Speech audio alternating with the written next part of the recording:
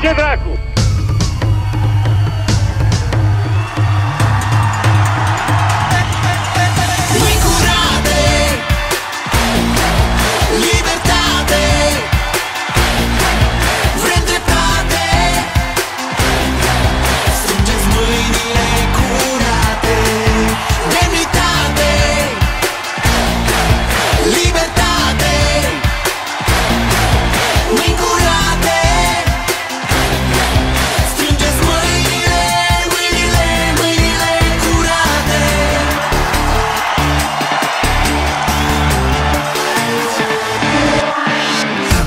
Știm că-i criza grea acum, noi molfăim covrici pe drum. La noi s-a umplut paharul, voi lingeți caviarul.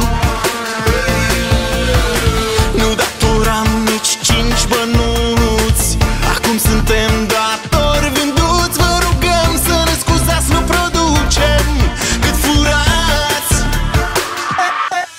Mâini curate, libertate, vrem dreptate.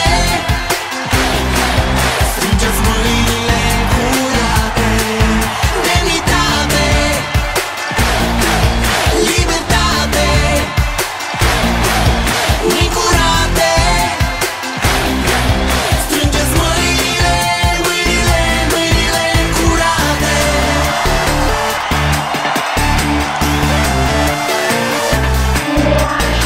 Justiția e o damă slabă, cu mâna întinsă după șpagă. Cu ochi te v-am păslută dreptatea, o insultă.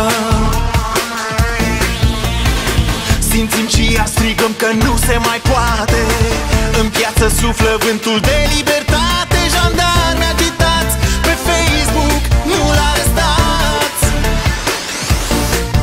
Oare asta-i țara în care vrem să trăim? Oare asta-i țara în care vrem să trăim? Mâini curate, libertate, vrem dreptate. Strângeți mâinile curate, demnitate,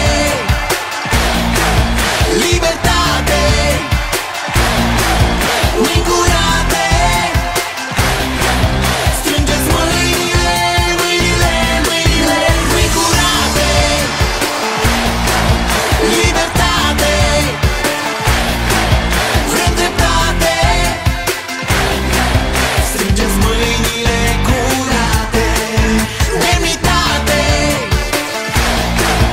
libertate. Mâini curate, strângeți mâinile. Hai, strângeți mâinile. Strângeți mâinile, mâinile, mâinile curate.